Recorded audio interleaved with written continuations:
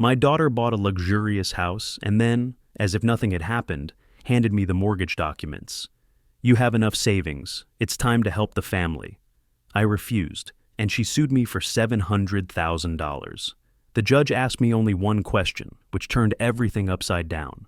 Before we continue, please subscribe to the channel and let us know where you are listening in the comments. The morning air still held a bite of winter as I rounded the corner onto Mockingbird Lane.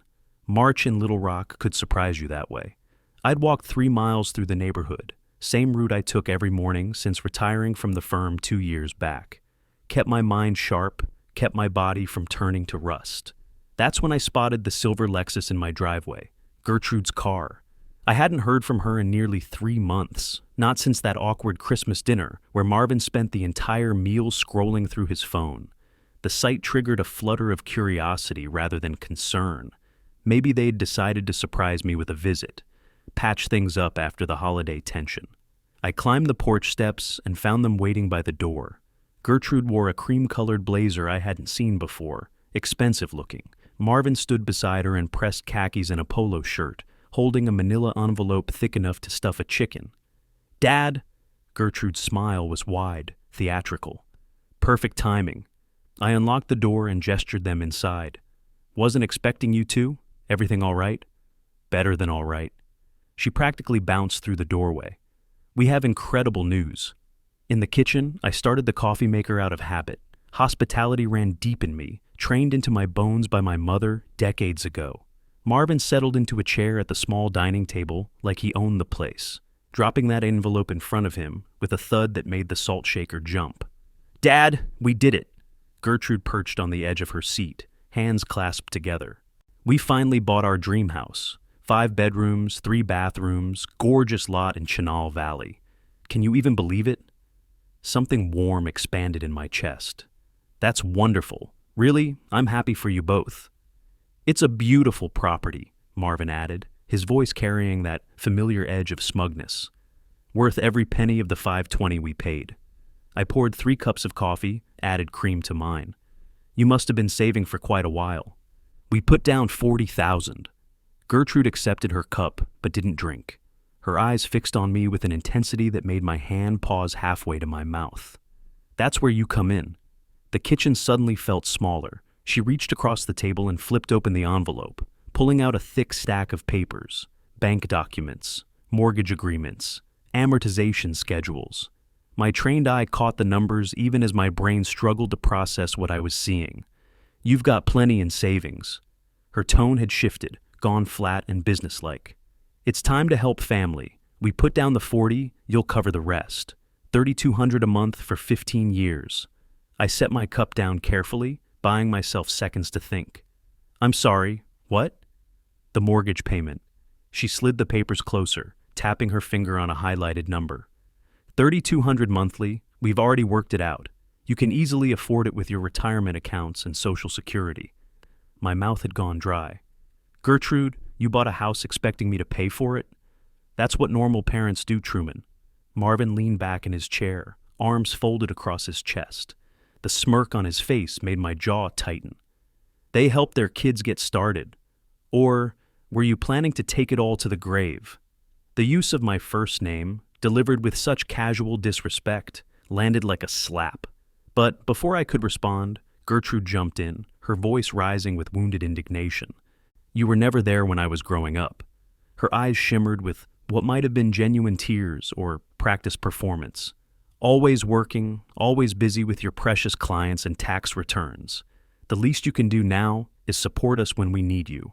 The words hit harder than I wanted to admit. Truth wrapped around manipulation, a weapon she'd learned to wield with precision. I looked at the mortgage documents, at the amortization schedule showing 192 payments of $3,200. $576,000 they expected me to hand over. Nearly everything I'd saved across 35 years of careful planning and modest living. "I raised you."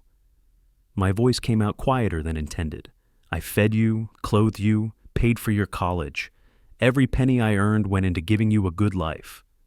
"A good life?" Gertrude's laugh was bitter. "You gave me an empty house and a father who cared more about balance sheets than his own daughter." Marvin uncrossed his arms and leaned forward, his expression hardening. "Look, we're not asking for charity. We're asking you to act like family. If you can't do that, what does that say about you?"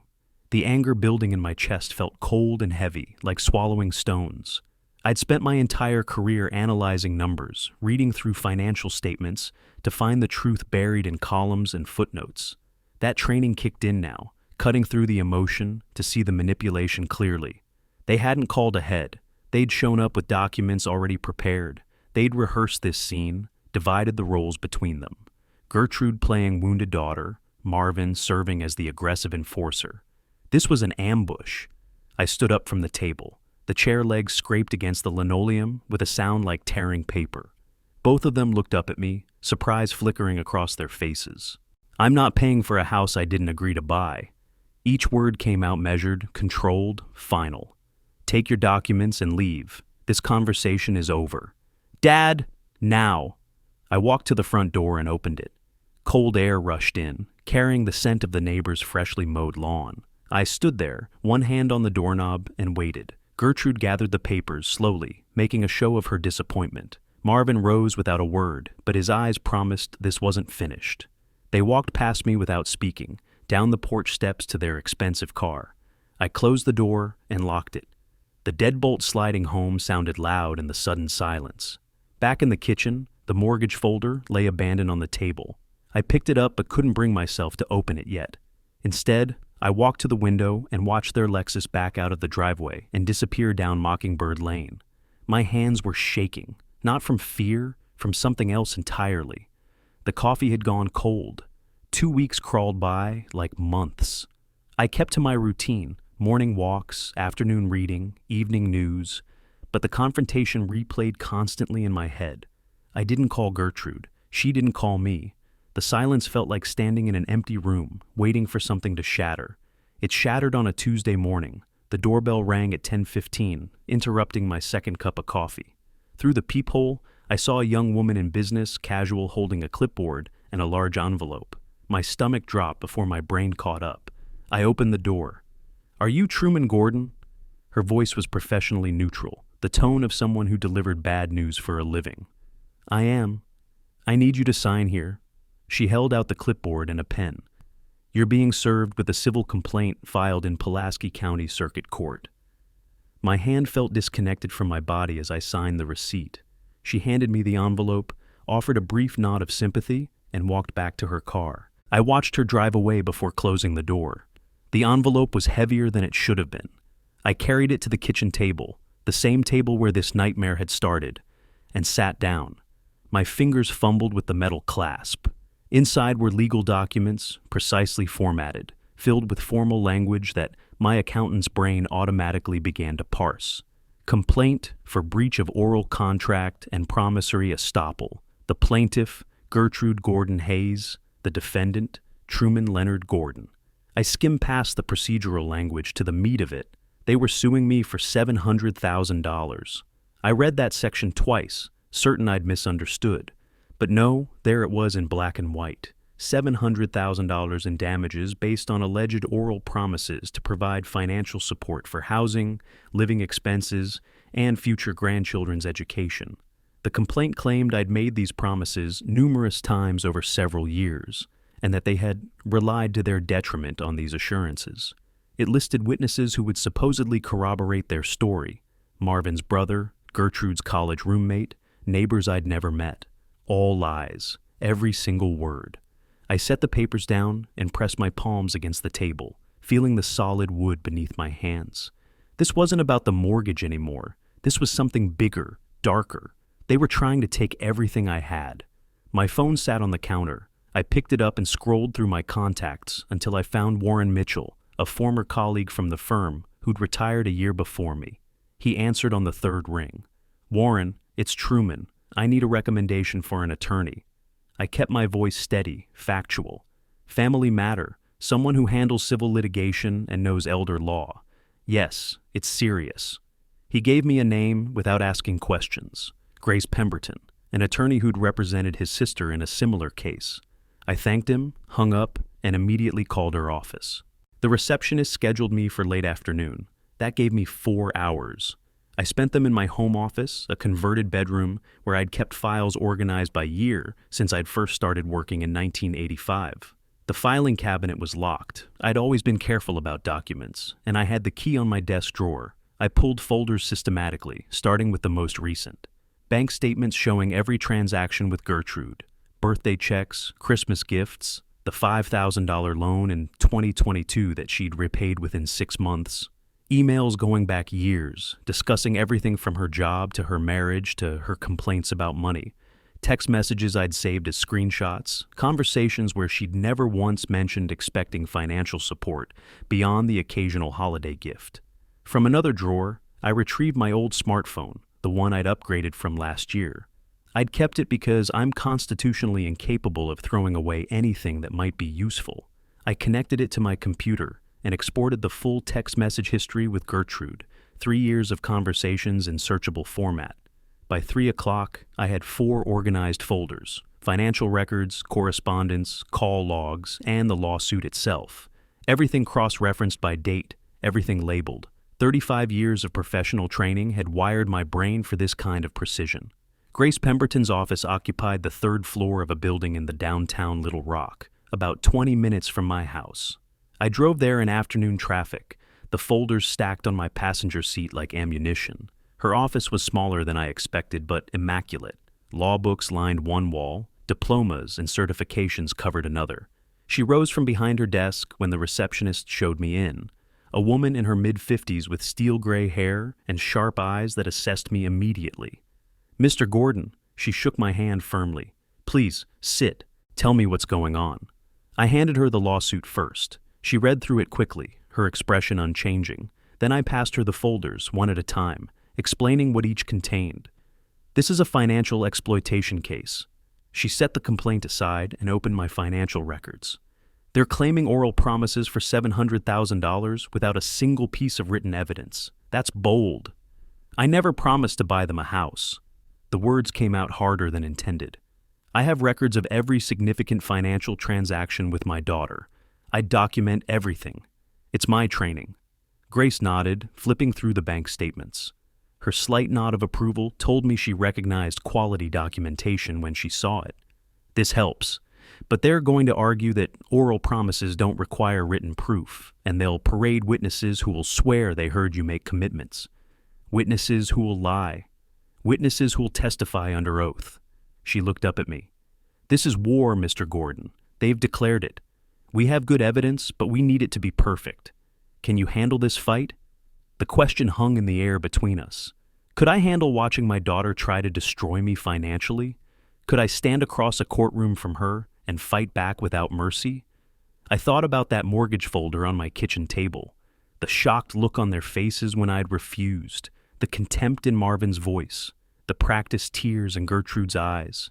"I can handle it," I said. Grace pulled out a legal pad and clicked her pen. "Good. Then let's get to work."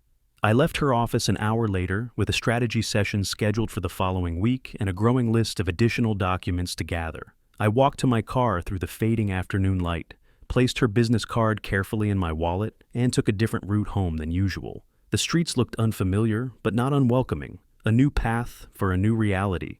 My hands on the steering wheel felt steady now. The shaking was gone. This was war. I understood war. Numbers, evidence, strategy, precision. These were my weapons, had been my weapons for decades. I'd built a career on finding truth in financial chaos, on following paper trails through mazes of deception. They wanted $700,000. They'd get a fight instead. 3 days after meeting Grace, I returned to her office with a legal pad filled with notes. She'd given me homework: create a timeline of every financial interaction with Gertrude, gather correspondence, pull records going back as far as possible. I'd done better than that. Arkansas Code Section 525-111. Grace opened a thick statute book across her desk, turned it toward me, and tapped a highlighted passage.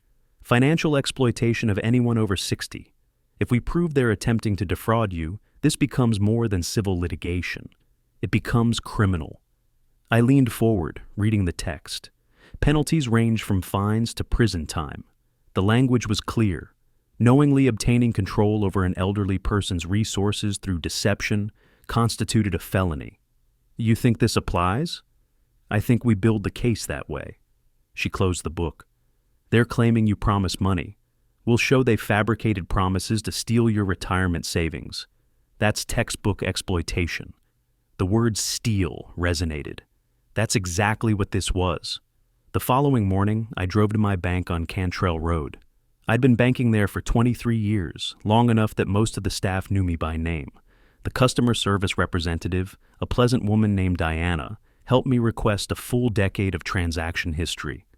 That's going to be quite a stack, Mr. Gordon. She typed on her keyboard, waited for the printer to warm up. Any particular reason? Legal matter. I kept it vague. Need documentation. The printer whirred for 15 minutes straight. Diana brought me the statements in a folder, thick enough to use as a doorstop. I carried it to my car, placed it carefully on the passenger seat, and drove home, feeling the weight of documented truth. At my desk that evening, I created a spreadsheet.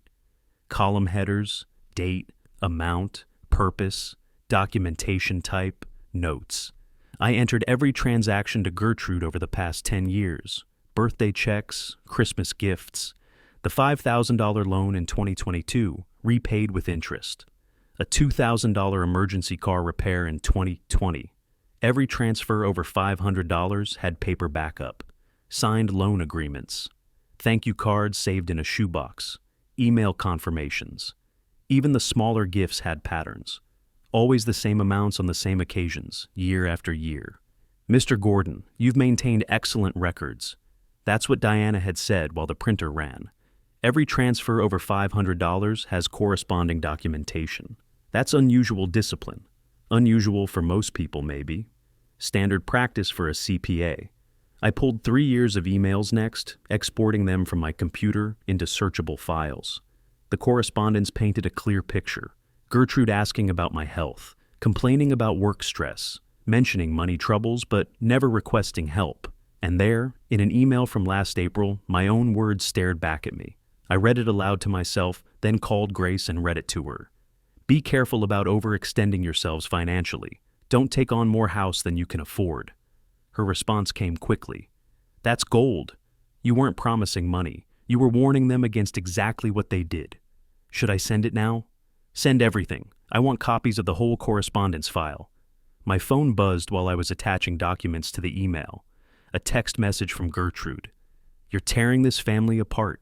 Everyone will know what kind of father you really are. You'll regret this. I read it twice, then opened my phone's screenshot function, saved the image to a folder I'd created titled Evidence Harassment. Set the phone face down on my desk. It buzzed again 10 minutes later. Marvin this time. Selfish old man. Hope your money keeps you warm at night. Screenshot. Save. Face down. The messages continued over the next week. Accusations of destroying the family. Threats about revealing truths. Attempts at guilt wrapped in anger. I documented each one without responding. Grace had been clear. Don't engage. Every message they send without a response from you shows their harassment. Every threat they make becomes evidence. I ran into Marcus at the coffee shop on Kavanaugh the following Thursday. We'd worked together at the firm 15 years ago, stayed in touch loosely after he'd moved to a credit union downtown. He waved me over to his table. Truman, haven't seen you in months. How's retirement treating you? Can't complain. I ordered coffee at the counter, joined him at his small table near the window. Staying busy. We talked about golf, about his grandchildren, about the unseasonably warm weather. Then he mentioned it casually, almost as an aside. Hey, didn't know you were dealing with family money stuff. Ran into Marvin at our branch last month. Tried to get a title loan against his car. We couldn't approve it. Credit's pretty rough. My coffee cup paused halfway to my mouth. Marvin tried to get a loan? Yeah, emergency situation apparently. Needed cash quick. Marcus shrugged. His credit score wouldn't support it. Too many red flags in the report. We finished our coffee, said goodbye in the parking lot. I sat in my car for several minutes before starting the engine, staring through the windshield at nothing in particular. Marvin needed emergency cash. Bad credit.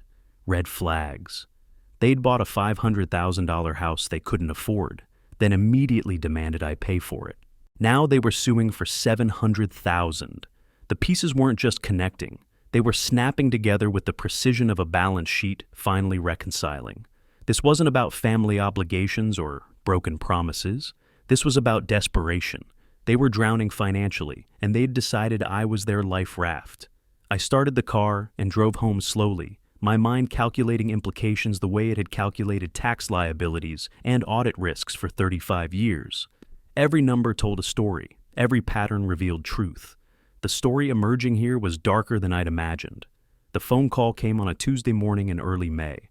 I didn't recognize the number, but answered anyway, a habit from my working years when unknown numbers might be clients. Truman, it's Helen, my ex-wife's sister.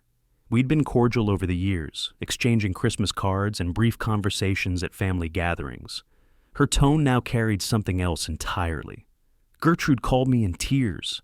Helen's voice mixed disappointment with accusation. She said you refused to help them with the house after promising for years. Family takes care of family, Truman. What's happened to you? I listened to her 5-minute lecture about obligations and responsibility, and how my daughter needed support during difficult times. When she finally paused for breath, I responded in a flat, measured tone. This is a legal matter. I won't discuss it outside of court. Goodbye, Helen. I ended the call and added her number to a list I'd started. Contacted relatives. She was the third that week. Gertrude and Marvin were running a campaign, spreading their version of events through the family network. Poor abandoned daughter, heartless wealthy father, broken promises and betrayal. The narrative was effective because it was simple, and people rarely questioned simple stories. Grace called that afternoon with different news. I looked into Patricia Morrison. She spoke with the satisfaction of someone who'd confirmed a suspicion. She's a contingency fee specialist, takes weak cases, files aggressive lawsuits, then pushes hard for quick settlements. It's a numbers game. Defendants pay to make problems disappear. I sat at my kitchen table, phone pressed to my ear. So, they're expecting me to settle. Probably for around $50,000, maybe less. Enough to make this go away without trial. Grace paused. They're banking on you being reasonable. Reasonable. The word tasted bitter. Most people are. Most people pay something to avoid court, avoid stress, avoid having their lives disrupted. Morrison knows this. She's built a practice on it. I looked out the window at my small backyard, at the garden I'd maintained for 2 decades. Reasonable would be easier. Reasonable would let me return to my quiet retirement. Reasonable would cost me $50,000 and my self-respect. File the counterclaim, I said. I'm not paying anything. Not $50,000, not $50. They chose this path. The next morning, I drove to Grace's office and signed the counterclaim documents. Each page declared the original lawsuit frivolous, demanded they pay my legal costs, accused them of knowingly filing false allegations. My signature felt heavier with each page. This escalates everything, Grace warned as I dated the final page. They'll get angry. The family pressure will increase. I understand, but I needed more than documents and declarations. I needed to understand what I was really fighting. Marcus's comment about Marvin's credit problems kept circling through my mind, a puzzle piece that didn't quite fit into the picture I could see. Grace referred me to a private investigator, gave me a name and number without elaboration. I called from my car, scheduled a meeting for that afternoon. The PI's office occupied a bland commercial building in West Little Rock, the kind of place where small businesses rented space month to month. His name was Donald Reeves, and he looked exactly like someone who spent his career uncovering secrets, weathered face, tired eyes, absolutely no interest in small talk. Financial investigation? He sat behind a metal desk in a room containing almost nothing else. What are we looking for? I explained the situation, the lawsuit, the house, the credit problems I'd heard about. Reeves took notes on a yellow pad, asked for Marvin's full name, address, known employment history, vehicle information. Mr. Gordon, I'll be direct. He set down his pen and looked at me. Financial investigations usually reveal exactly what you don't want to find. If there's something ugly here, you'll see it. Still want to proceed? I thought about Gertrude's text messages, Marvin's sneer across my kitchen table, the $700,000 lawsuit demanding nearly everything I owned. Yes, I wrote him a check for $2,500 and drove home feeling strange. I'd hired someone to investigate my son-in-law, my daughter's husband, family. Except They'd stopped treating me like family the moment they'd decided I was an asset to be liquidated. The week crawled past. I maintained my routines, morning walks, afternoon reading, evening news, but everything felt suspended, waiting. Grace filed the counterclaim. Patricia Morrison responded with an angry letter demanding we withdraw it. Grace ignored her. Then the manila envelope arrived. Reeves had delivered it personally, dropping it at my door without ringing the bell. I found it when I returned from my walk, my name written in black marker across the front. Inside were 15 pages of documentation. Bank records, credit reports, transaction histories, collection notices, all centered on Marvin Hayes. I spread the papers across my kitchen table, the same table where this nightmare had started, and began reading.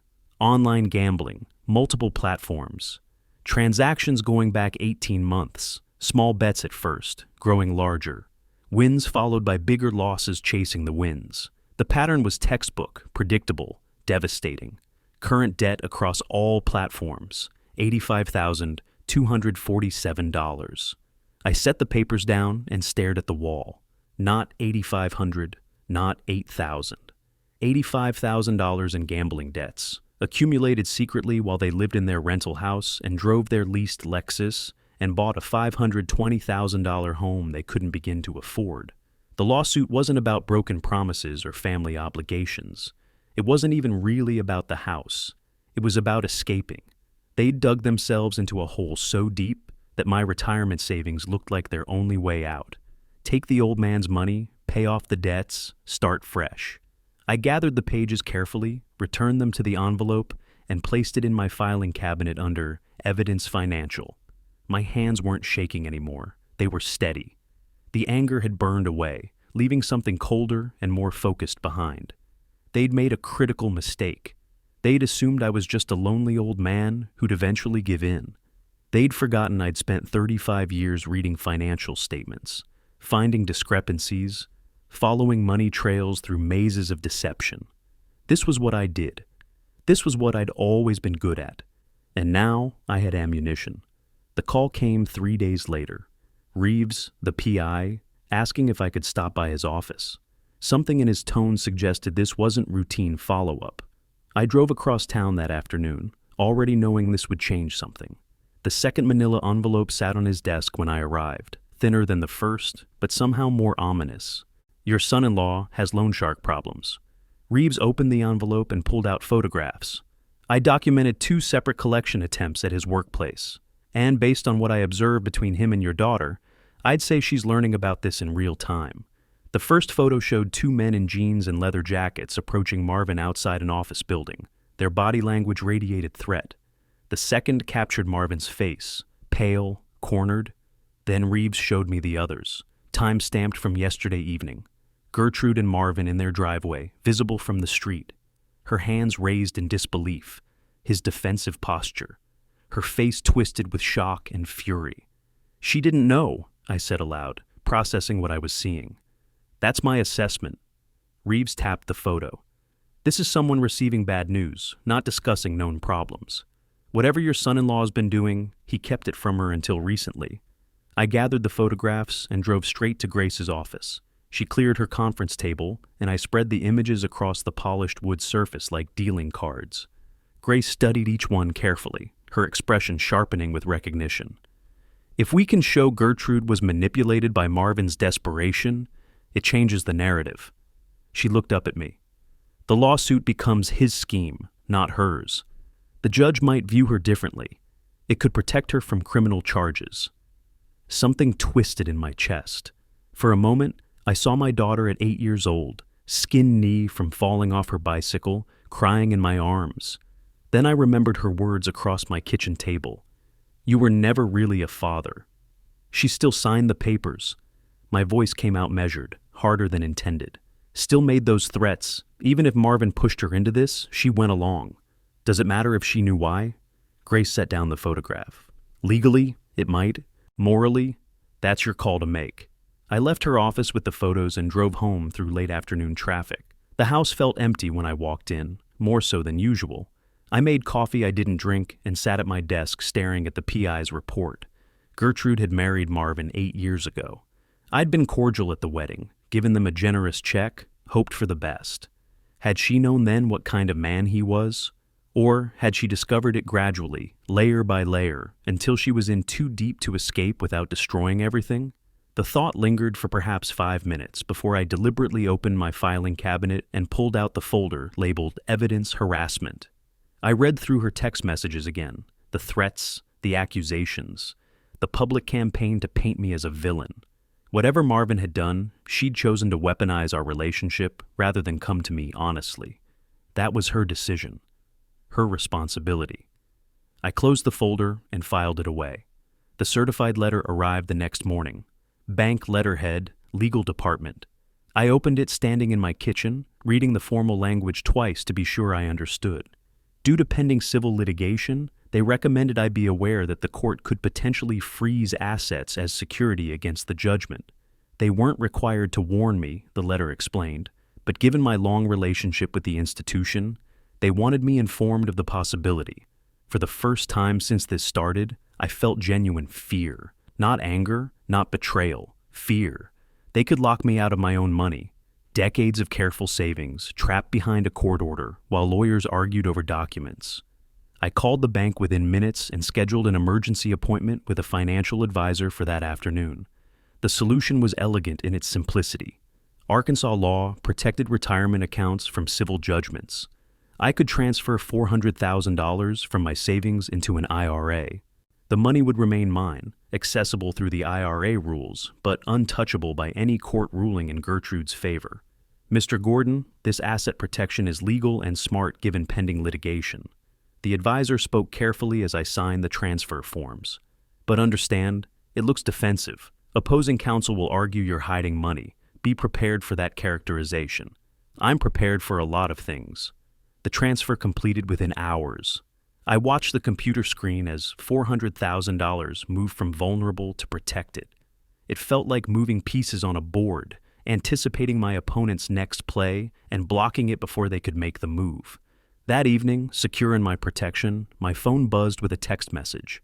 Gertrude's name appeared on the screen. Dad, not too late to fix this the easy way. Agree to $200,000, and we withdraw everything. Think about it. Family doesn't have to end this way. $200,000, down from $700,000. They were negotiating with themselves, getting desperate enough to accept a fraction of their original demand. I read the message 3 times, considering my response. My thumb hovered over the keyboard, then I set the phone face down on my desk and walked away. If they wanted an answer, my silence would provide it. Compromise had been possible once, maybe in those first moments when Gertrude presented the mortgage documents. Not after the lawsuit, not after the threats, not after discovering the gambling debts and the manipulation and the calculated destruction of my reputation. That ship hadn't just sailed, it had sunk. I retrieved the PI's report from my briefcase one more time, studying the photograph of Gertrude's face during that driveway argument. She looked genuinely shocked, genuinely angry at Marvin. But she was still texting me settlement offers, still working with him. Whatever she'd learned about his debts, she hadn't walked away. She'd doubled down. Maybe she was manipulated. Maybe she was a victim too. But she was also still trying to take my money. I filed the report with the others and turned off the lights. Morning would come soon enough, and with it, whatever came next. A week passed in careful preparation. Grace scheduled a comprehensive strategy session for late May, 3 weeks before our trial date. When I arrived at her office, she'd transformed the conference room into something resembling a prosecutor's war room. Evidence covered every surface. Bank records stacked on the left side of the table. PI reports in the center. Printouts of text messages, emails, and digital correspondence arranged on the right. Audio recording transcripts on the far right. We have everything. Grace gestured at the display like a general reviewing troops before deployment. Financial records proving no promises. Evidence his debts motivated the lawsuit. Her threats documented. Your recordings showing you advised restraint. The judge will see a clear pattern of attempted exploitation. I walked along the table, reviewing each component. 35 years of professional training had taught me to appreciate thorough documentation. This was more than thorough. This was overwhelming. Then Grace slid a different document across the table. A legal motion, formally typed, citations in the margins. This motion changes everything.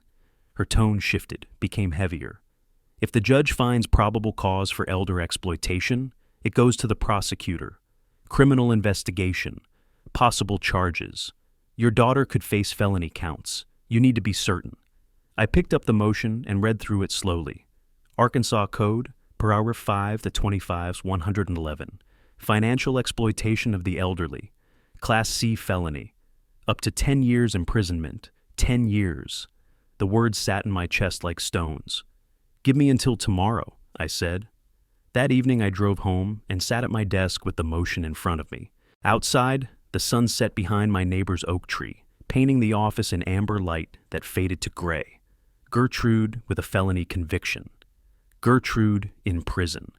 The thought pulled at something deep inside me, some instinct that had nothing to do with logic or justice or right and wrong, just the image of my daughter, my child, facing those consequences. I sat there for an hour, maybe longer, wrestling with the decision. Then I deliberately opened my laptop and clicked on the folder labeled Threats. The screenshots loaded one by one. Her messages, her accusations, her public campaign to destroy my reputation. You're tearing this family apart. Everyone will know what kind of father you really are. You'll regret this. I closed the laptop and picked up my phone. Grace answered on the second ring. She called me a failure as a father. My voice came out steady, resolved.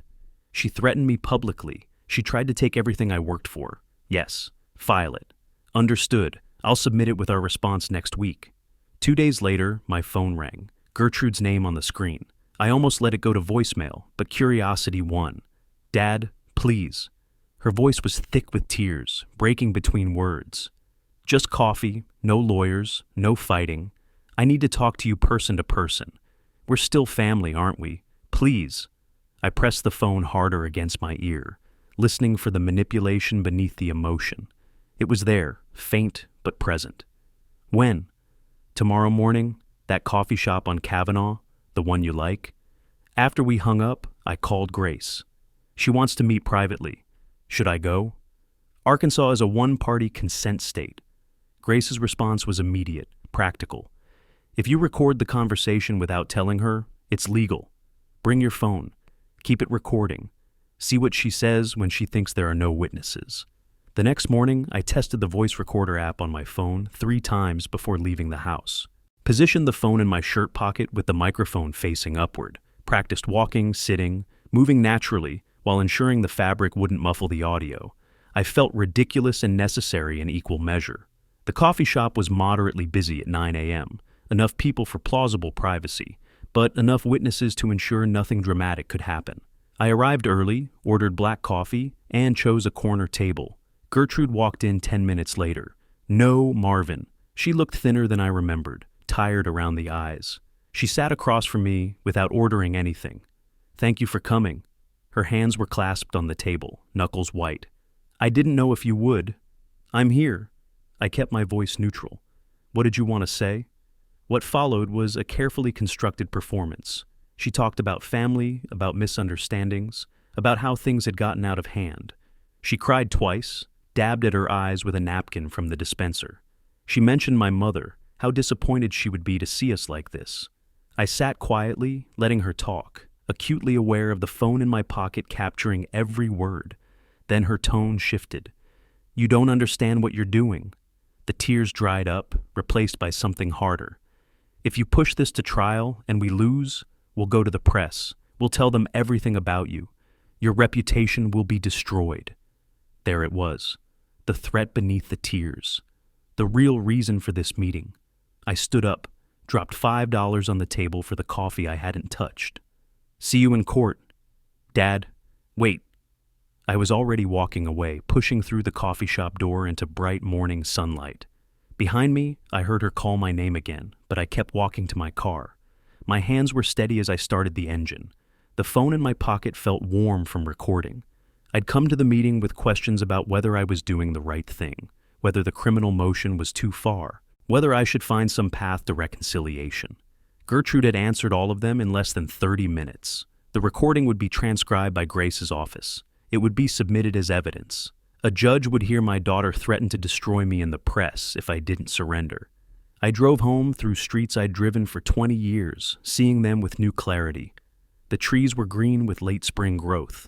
The sky was cloudless blue. Everything looked ordinary and beautiful and completely transformed. 3 weeks until trial. I was ready. 3 weeks passed in careful routine. I walked each morning, reviewed documents each afternoon, and slept better than I'd expected. Grace handled the procedural filings. The criminal motion sat somewhere in the prosecutor's office, waiting. Trial day arrived on a Tuesday in mid-June. The Pulaski County Courthouse loomed downtown, all stone columns and official gravity. Grace met me at the entrance at 8:30, both of us dressed in conservative business attire that felt like armor. Security took 15 minutes. Belt off, shoes off, briefcase through the scanner. The metal detector beeped twice before the guard waved me through. I collected my belongings and followed Grace down a marble hallway that smelled like floor polish and old wood. Through the courtroom door's window, I spotted them. Gertrude in a navy dress, hair pulled back, looking younger than her 37 years. Marvin beside her in an ill-fitting suit, already sweating despite the air conditioning. Their attorney, Patricia Morrison, shuffled papers at the plaintiff's table. Ready? Grace's hand rested briefly on my shoulder. I nodded and we entered. The courtroom was smaller than I'd imagined from television, more intimate. Wood paneling covered the walls. Judge's bench elevated at the front, 2 tables facing it, plaintiffs on the left, defense on the right. A handful of people scattered in the gallery seating behind us. I took my seat at the defense table. Across the aisle, Gertrude stared at her hands. Marvin whispered something to Morrison, gesturing. Neither of them looked at me. All rise. Judge Glenn Kowalski entered through a side door. 60-something, gray hair, reading glasses perched on his nose. His reputation preceded him, fair but tough, intolerant of nonsense. He settled into his chair and surveyed the courtroom with the expression of someone who'd seen every variety of human conflict. Be seated. Court is in session. Case number CV 2025-3847, Hayes versus Gordon. Ms. Morrison, your opening statement. Patricia Morrison stood and approached the podium. She wore a burgundy suit and an expression of practiced concern. Your Honor, this is a case about broken promises and parental betrayal. Her voice carried theatrical weight, rising and falling like a sermon. For years, Truman Gordon told his daughter he would support her, that his resources were for her future. When she finally asked for help, he turned his back. She gestured toward Gertrude, then pointed at me. This man made commitments. Oral commitments, yes, but commitments nonetheless. His daughter relied on his word. She made life decisions based on his assurances. And now he refuses to honor what he promised. Morrison spoke for 20 minutes, painting a picture of devoted daughter and selfish father. She used phrases like broken trust and parental obligation and reasonable expectations. She demanded $700,000 for emotional damages and breach of oral commitments. I sat perfectly still, letting her perform. Grace had warned me they'd go for emotion. We'd respond with facts. When Morrison finished, Judge Kowalski called Gertrude to the stand. She was sworn in, took her seat, and transformed into the performance I'd anticipated. He always said he'd take care of me. Her voice broke slightly, perfectly timed. When I was young, when I got married, even recently, he'd say, "Don't worry, I'll make sure you're secure." I believed him. We made plans based on his word. She talked about conversations we'd never had, promises I'd never made, a relationship that existed only in her testimony. Marvin gripped her hand when she returned to the table, both of them projecting united victimhood. Judge Kowalski made notes throughout. His face revealed nothing. Ms. Pemberton, your opening. Grace stood, but she didn't go to the podium. She walked to the laptop connected to the courtroom's display screen and pressed a button. A bank statement appeared on the wall-mounted monitor, enlarged and crystal clear. Your Honor, the plaintiff claims my client made oral promises worth $700,000. Grace's voice was calm, almost conversational. Yet in 10 years of bank records, there's not one transaction supporting such an agreement. Not one email, not one text message. Another button. An email appeared on screen. My own words from last year. Be careful about overextending yourselves financially. Don't take on more house than you can afford. This is what Mr. Gordon actually said to his daughter, warning her, advising restraint. the opposite of promising financial support. Grace moved through the evidence methodically: bank statements, correspondence, documented transactions. Each piece projected larger than life on the courtroom wall. Morrison objected halfway through. "Your Honor, oral agreements have legal standing in Arkansas. My client's testimony about these conversations constitutes evidence of a binding commitment." Grace didn't miss a beat. Arkansas Code 42201, the statute of frauds, requires contracts for goods over $500 to be in writing. She looked directly at the judge. "We're discussing $700,000. Without written evidence, this isn't a contract. It's wishful thinking." Murmurs rippled through the gallery. Someone in the back row whispered loudly enough for everyone to hear. Judge Kowalski raised his hand, and the room fell silent immediately. The gavel's strike echoed off the wood paneling. Judge Kowalski removed his reading glasses and set them on the bench. He looked past both attorneys, directly at me. "Mr. Gordon, I have one question for you." His voice cut through the courtroom silence. "Did you ever plan to leave an inheritance to your daughter? Please answer honestly." The question hung in the air. Every eye in the room turned toward me. Grace gave me a subtle nod. I stood, buttoning my suit jacket without thinking about it. Old habit from decades of client meetings. I looked Judge Kowalski in the eye. "Your Honor, yes." My voice came out steady, clear. "I have a will drafted 5 years ago naming Gertrude as my sole heir. But that is my choice and my timing. No one has the right to demand my life savings through a fraudulent lawsuit while I'm still living. I deserve to spend my final years with dignity, not fearing financial exploitation from my own family." Across the aisle, Gertrude's face lost its color. Her hands began trembling against the table. Marvin leaned toward her, whispering urgently. His leg bouncing in a nervous rhythm I could see even from my position. Judge Kowalski nodded slowly. "That's a reasonable position, Mr. Gordon." He turned to face the plaintiff's table. "Mrs. Hayes, it appears you're attempting to collect an inheritance while your father is alive, and demanding double what might eventually be yours. That raises very serious questions about motivation." Morrison started to stand, but Grace moved first. "Your Honor, if I may." She walked to the clerk's desk, carrying 3 manila folders. "We have documentation showing Mr. Hayes has $85,000 in gambling debts. We have a recording from 6 days ago where Mrs. Hayes threatened my client with media exposure, and timeline evidence showing they purchased this house without consulting Mr. Gordon, then demanded payment." The clerk stamped receipts as Grace handed over each folder. Judge Kowalski opened the first one, began scanning the contents. His expression shifted from neutral to focused. Morrison rose quickly. "Your Honor, I object to this." "Enough, Ms. Morrison." Judge Kowalski didn't look up from the documents. "I see the pattern here. This case is continued for 3 days while I review all submitted materials. We're adjourned." The gavel struck again. "All rise." Judge Kowalski exited through the side door. The moment he disappeared, the courtroom exhaled. Conversations erupted in the gallery. Morrison began frantically gathering papers at her table. I stood with Grace, collecting our materials into her briefcase. Across the aisle, Gertrude pushed back from the table and hurried toward the exit. Marvin followed, neither of them looking back. They moved like people fleeing a crime scene. Grace touched my elbow, her smile slight but genuine. "That went well." We followed the crowd into the hallway. Gertrude and Marvin were already gone, disappeared into the maze of courthouse corridors.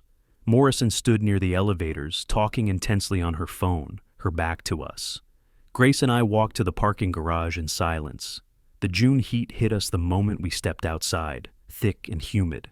My car sat in its designated spot, baking in the afternoon sun. 3 days, Grace said as we reached her vehicle 2 rows over. "The judge wants to review everything thoroughly. That's good for us. He's taking this seriously." He saw through them. I unlocked my car, tossed my jacket onto the passenger seat. That question about the will, he knew exactly what he was doing. He's sharp and experienced enough to recognize financial exploitation when he sees it. Grace opened her car door, paused. "Get some rest. When we come back on Friday, I expect a ruling in our favor." I drove home through downtown traffic, replaying the day's events. Gertrude's testimony, carefully rehearsed lies, delivered with practiced tears. Morrison's theatrical objections. The moment Judge Kowalski had asked his question and the entire proceeding had shifted. But most of all, I replayed Gertrude's face when I'd mentioned the will. The realization washing over her that she'd always been provided for, that her inheritance was secure, and she'd chosen to destroy our relationship anyway. She could have waited, could have trusted, could have come to me honestly instead of with demands and lawsuits and threats. Instead, she'd gambled everything on a fraudulent claim and lost. Back home, I changed into comfortable clothes and made coffee I actually drank this time. The house felt different, lighter somehow, as if a weight had lifted from the walls themselves. 3 days until the verdict. 3 days until this nightmare reached its conclusion. I sat in my home office with the afternoon sun slanting through the windows, thinking about that moment in the courtroom. Standing before a judge, stating clearly and firmly that I had the right to control my own life and resources. That dignity mattered. That exploitation was unacceptable regardless of family ties. 35 years of professional restraint, of measuring words and containing emotions, had trained me for exactly that moment. Grace's words echoed, "That went well." It had gone better than well. Judge Kowalski had seen the pattern, the gambling debts, the threats, the manipulation, the timeline showing a calculated ambush rather than family communication. He'd seen it all, and unless I was completely misreading the situation, he was preparing to rule in my favor, not just dismiss their lawsuit, but potentially refer the matter to prosecutors for criminal investigation under that exploitation statute Grace had filed. Gertrude and Marvin had rushed from the courtroom, like people who knew the walls were closing in. I finished my coffee and walked to the window. My neighbor was mowing his lawn, the sound rhythmic and ordinary. The oak tree in my backyard swayed gently in the breeze. Everything looked exactly as it had this morning, yet somehow transformed. 3 more days. I could wait 3 more days. Victory was near. I could feel it the way you feel rain coming before the first drops fall. The 3 days passed slowly. I maintained my routine, but felt suspended between outcomes, waiting for the final word. Grace called once to confirm Friday morning at 9 o'clock. Nothing else needed saying. When Friday arrived, I dressed in the same suit I'd worn on Tuesday. Grace met me at the courthouse entrance again, and we repeated our path through security, down the marble hallway, into the courtroom. Gertrude and Marvin were already seated. Morrison sat beside them, her posture suggesting someone preparing for unpleasant news. None of them looked at us as we took our places at the defense table. All rise. Judge Kowalski entered carrying a folder, thick with documents. He settled into his chair, adjusted his glasses, and opened the folder deliberately. Be seated. I've reviewed all materials submitted in this matter. He looked at both tables, his expression giving nothing away. After thorough review of all evidence, this court finds no credible proof of oral contracts or promises. The plaintiff's case lacks documentation, contemporaneous evidence, or reliable corroboration. He paused, let the words settle. Accordingly, the complaint is dismissed with prejudice. I exhaled slowly. Beside me, Grace's hand touched my forearm briefly. Across the aisle, Gertrude's head dropped forward. Marvin's jaw clenched so tight I could see the muscle jumping. But Judge Kowalski wasn't finished. Furthermore, the defendant's counterclaim is granted. Plaintiffs Gertrude Hayes and Marvin Hayes are ordered to pay defendants' legal costs in the amount of $18,500 within 60 days. Marvin's hand gripped the table edge, knuckles going white. Morrison shuffled papers, avoiding her client's eyes. Judge Kowalski's expression grew graver. Finally, based on evidence presented regarding potential financial exploitation of an individual over 60 years of age, I am referring this matter to the Pulaski County Prosecutor's Office for investigation under Arkansas Code, Section 5-25-111. The courtroom went silent. This was different from dismissal. This was criminal. Court is adjourned. The gavel struck. We filed into the hallway. Gertrude immediately leaned against the wall, crying uncontrollably. Marvin stood beside her, one hand on her shoulder, staring at the floor. Morrison walked briskly past them toward the exit without a word, her heels clicking efficiently against marble. Grace pulled me aside, spoke quietly. The criminal referral is significant.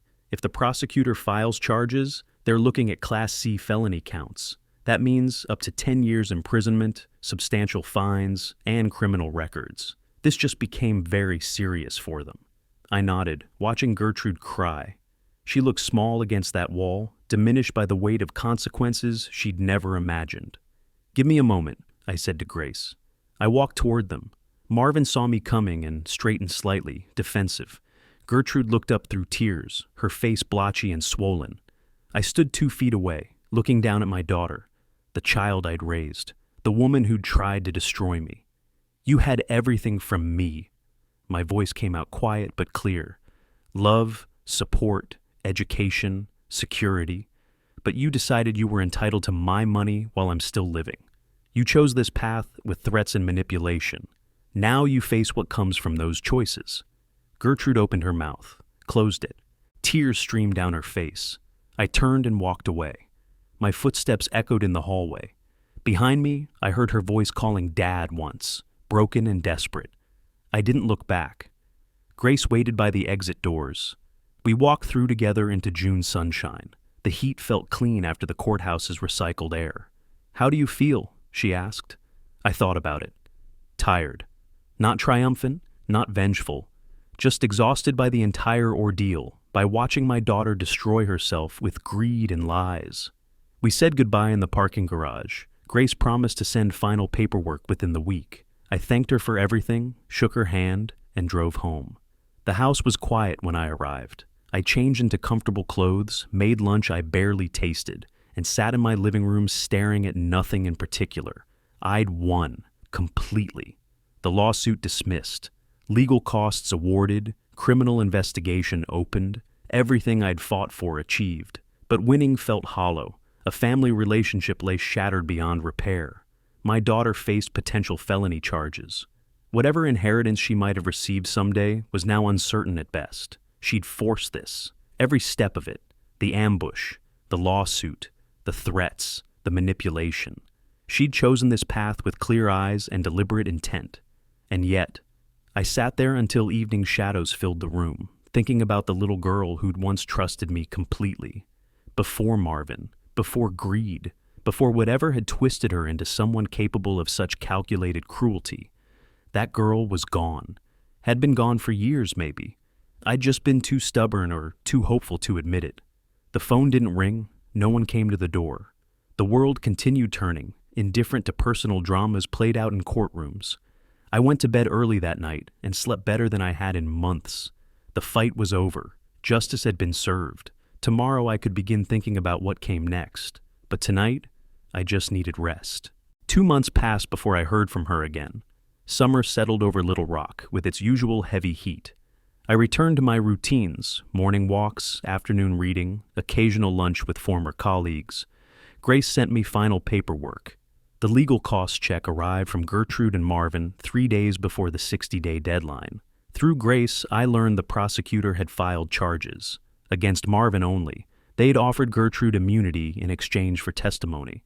She took it, Grace told me over the phone. She's confirmed that Marvin initiated everything and hid his gambling problems from her.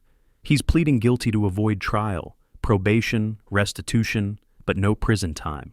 I processed this information without emotion. Gertrude had saved herself by testifying against her husband. Practical, self-preserving, completely predictable. "Their house is for sale," Grace added. "I saw the listing online. They can't afford the mortgage payments." "I see. One more thing. I heard through a colleague that they're separating. The marriage isn't surviving this." I thanked Grace for the information and hung up. Later, I looked up the house listing out of curiosity. 5 bedrooms, 3 bathrooms, Chenal Valley. Listed for $495,000, $25,000 less than they'd paid. Desperate pricing from desperate people. I closed the browser and didn't look again.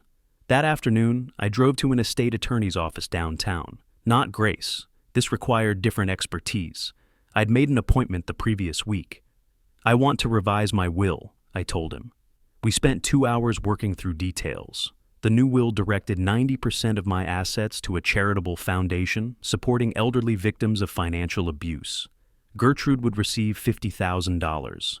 Not nothing, but not everything either. "This directs the bulk of your estate to the Elder Financial Protection Foundation," the attorney confirmed. "Your daughter receives $50,000. The language is clear. It's a deliberate choice, not an oversight. This will stand up to any challenge." I signed each page, initialed the margins, watched him notarize my signature. He gave me a copy in a leather folder. Driving home, I felt something settle inside me. The money would serve a purpose beyond my lifetime. It would help others facing what I'd faced. Gertrude would receive enough to show I hadn't completely disinherited her, but not enough to reward her behavior. Fair, principled, right. The letter arrived on a Tuesday in mid-August. I recognized her handwriting on the envelope immediately, stood at the mailbox holding it, feeling the weight of paper and ink and whatever she'd chosen to say. Inside, I made coffee and sat at the kitchen table, the same table where this nightmare had begun. Finally, I opened the envelope carefully. Her handwriting covered 2 pages, no flourishes, plain, direct words. Dad, I understand what I did. Marvin manipulated me, but I made my own choice to go along with the lawsuit. That's on me. I'm not asking for forgiveness now. Maybe someday we could talk, not as father and daughter like before. Maybe just as 2 people who share history. I'll wait. Gertrude. I read it twice, set it down, stared through the window at my backyard where the oak tree swayed gently in afternoon breeze. She took responsibility. That was something. She wasn't demanding anything. That was different from before. But words on paper didn't erase what had happened. Trust took years to build, seconds to destroy. She'd destroyed it thoroughly. Maybe someday we could talk, she'd written. Maybe. I folded the letter carefully, walked to my desk, and placed it in the drawer with other important documents. Not thrown away, not displayed, filed, preserved, but not acted upon. Not now. Perhaps not ever. But maybe someday. The decision could wait. I changed into walking clothes, laced my shoes, and stepped outside. The morning air was warm, but not oppressive yet. August in Arkansas, summer beginning its slow fade toward autumn. My neighbor was watering his lawn. He waved when he saw me. Truman, haven't seen you out walking in a while. Good to see you back at it. Yes, I said. Feels good to be back. Beautiful morning. I walked my usual route, 3 miles through the neighborhood, past familiar houses and carefully maintained lawns. My legs remembered the rhythm. My mind wandered pleasantly, thinking about nothing in particular. For the first time in months, I felt light, unburdened. The weight that had pressed on me since that March morning when I'd found them waiting on my porch, gone. Not forgotten, but no longer crushing. Justice had been served through proper channels. The legal system had worked as designed. My dignity remained intact, my autonomy restored, my assets protected and directed according to my values. Gertrude had faced consequences. Marvin had faced consequences. They'd learned, painfully, that elderly people weren't easy targets just because they were older. I rounded the corner onto Mockingbird Lane, approaching my house from the same direction I had that March morning. Everything looked the same. My small, paid-off house. The porch where they'd ambushed me. The driveway where their Lexus had sat. But I was different. Tested, proven, vindicated. The lawsuit was dismissed. The criminal investigation had proceeded. The estate was revised. The letter was filed away. Life continued. On my terms. I climbed the porch steps, unlocked my door, and went inside to start the day. There was coffee to make, news to read, a life to live. Tomorrow I'd walk again, and the day after that. Regular routines, peaceful mornings, years ahead to live as I chose. That was victory enough. If you like this story, please like this video, subscribe to the channel, and share your impressions of this story in the comments. To listen to the next story, click on the box on the left. Thank you for watching.